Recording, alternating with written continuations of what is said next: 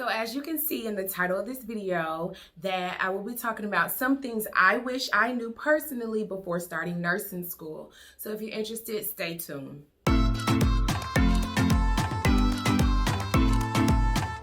So guys, as I've told you in previous videos that I am actively in my last semester of school. Actually, school started about a couple of days ago, and I am just so excited to be on the last leg of this nursing journey.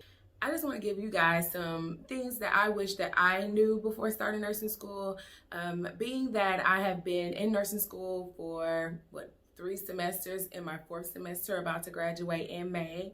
I just wanted to give you guys some tips. So we're going to get right into it. I'm not going to ramble on about myself. I got my little notebook, my little cheat sheet, let y'all know what I thought when I was thinking about this video and what I wanted to tell you guys. So number 1, the first thing that I wish I knew is that they have a exam average that you must meet in order to pass a class. So in each nursing class, you might have tests, quizzes, clinicals, just different things that you will have to do. But even if you do well in all of those and bomb on tests, like let's just say you're not the best test taker, it could cause you to not be able to pass the class. So in my particular program, we have to have a 75 or above test average. So what that means for us is if you end up with a 74.99, you have failed the class. Yeah, they just don't have any leniency. I have heard that some programs, the average is like 78 or 80%, some even 82% on test average in order to pass. In my program, we might have 4 tests in a final and of course, and then I think for like OB and PEDS, we had 3 tests total. So that means 2 exams through the school year, and then you had 1 exam for the final, and that average needed to be above the average for the program. It's very heartbreaking. I have lost a lot of people in my cohort that were so close to getting that 75. Nursing school is not a game. You can't come here and think you're gonna just fly by and get CCC and pass, because that test average, you get a C, you're trying to figure out how am I gonna bring my average up, C's and D's and stuff like that. So that's one thing that I wish I knew. The second thing is kind of piggybacking off of the exam average, is that you have a mandatory dosage calculation exam. On this exam, you guys, you cannot make less than 100. Yes, you heard me. You have to make 100. In my program, there might be like 10 questions, all different type of calculations. And it makes sense for it to be 100% because you are going to be a nurse and you're going to be giving people medications. And if you can't calculate the meds for an IV or for a sub-Q injection, or, you know, just for PO, if you cannot calculate the doctor's order in order to give these medications to your patient, like, I'm sorry, honey, like, you don't need to be a nurse. No, but seriously, so I'll be a little transparent. In my program, you have to take the dosage calculation examination each time you have a class. You have a dosage calculation test. You have to make 100. You get up to 3 chances to make 100 in order to pass. If you fail all 3 chances and opportunities, you literally failed the class. So it is very stressful. For my first 2 or 3 nursing classes, I had no problem. This last semester, I don't know what happened. I think it was the summer break. I forgot like 1 question. I made a 90. I had to take that exam again.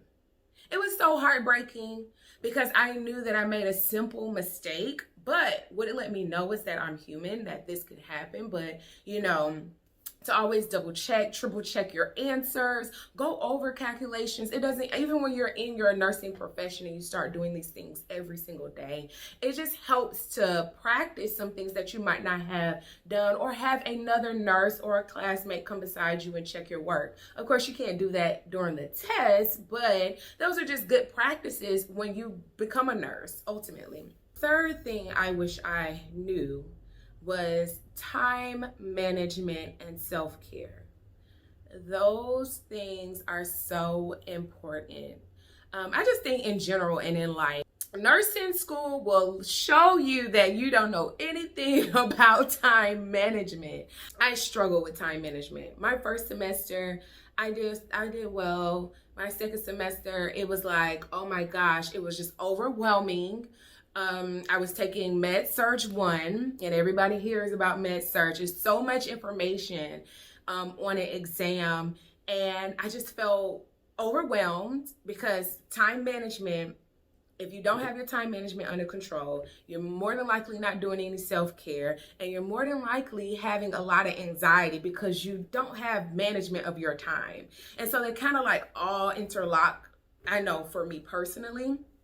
But once I met with someone that told me about block times, blocking out scheduled times. Don't study all day. Don't sit at the desk for 8 hours if you're not working and you're a full-time student, or, you know, for 6 hours if you are a working student. You cannot sit that long. The best example she gave me is that when you go to like Build-A-Bear and you get one of those teddy bears and you fill it up with stuffing, right? So imagine that's your brain grasping all of this knowledge, right? And so let's just say you've done that for, I mean, your teddy bear is plump. And then you decide, you know what, I'm going to keep trying to pump it up. What is going to happen? It's not going to take in that stuffing. And that's exactly what happens to our brains.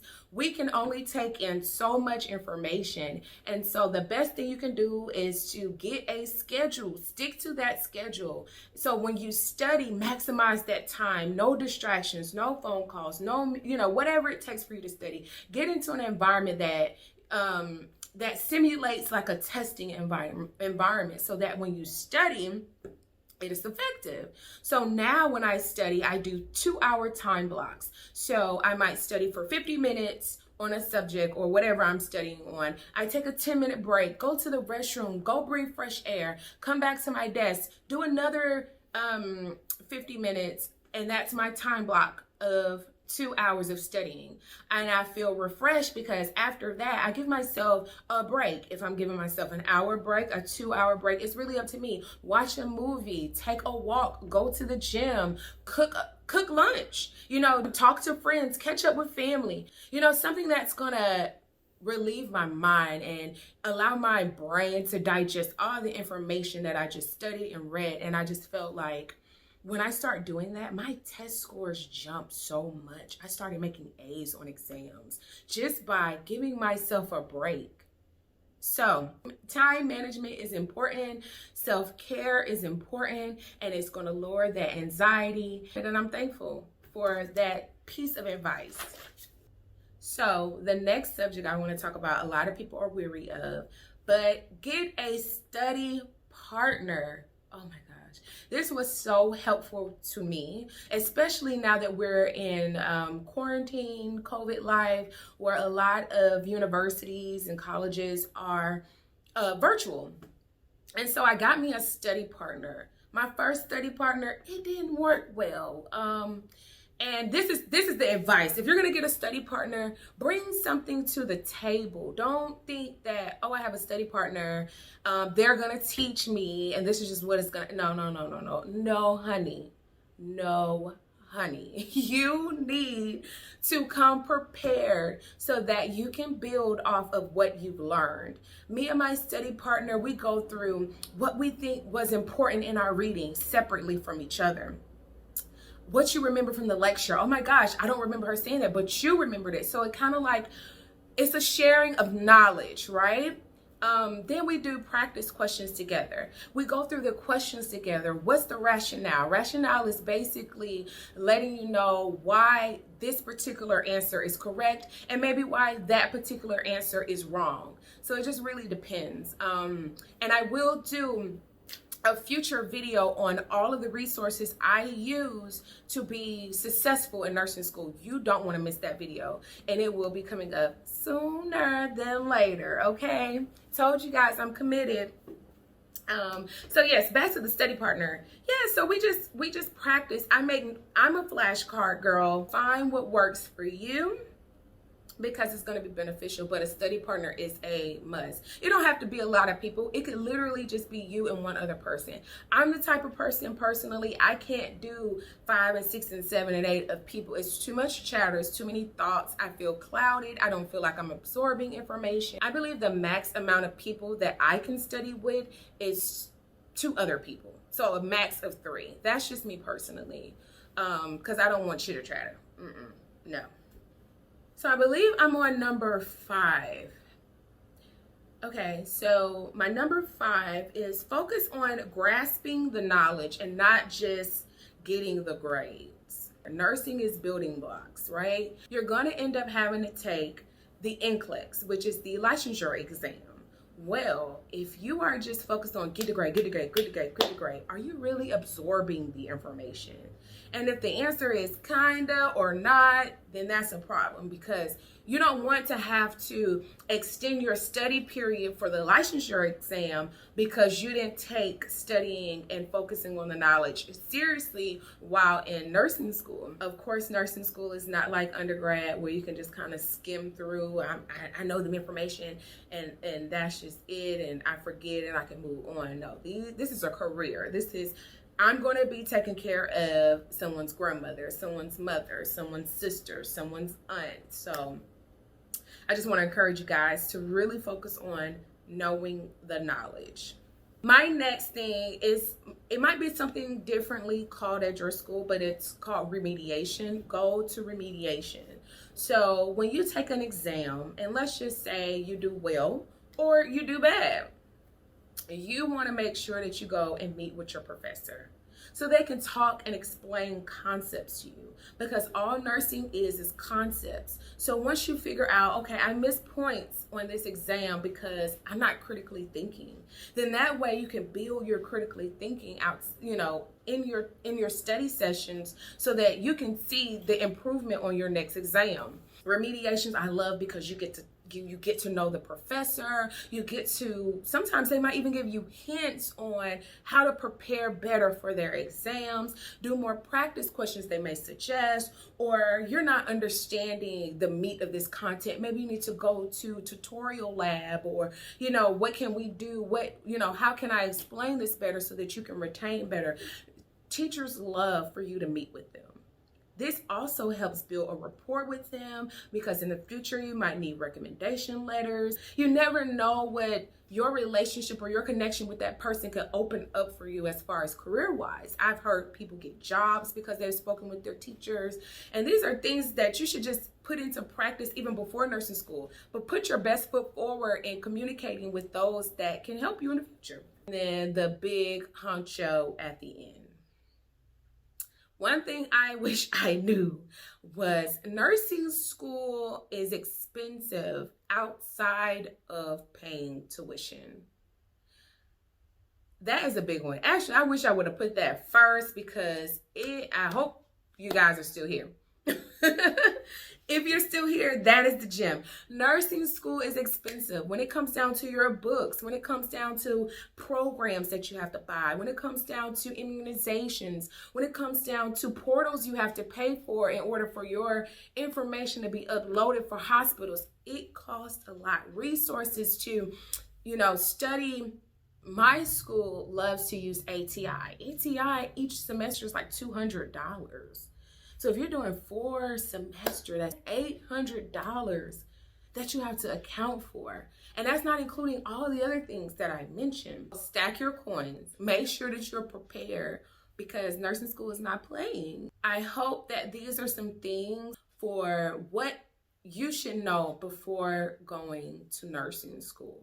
My next video being how to get into nursing school.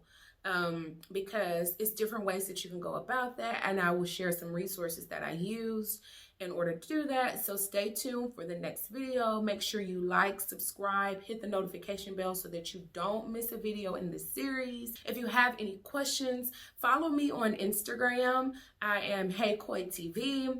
You can send me a DM, I will respond, or you can send me an email on heycoytv@gmail.com. Don't be afraid to interact with me, because I'm not afraid to interact with you. And until next time, guys, peace.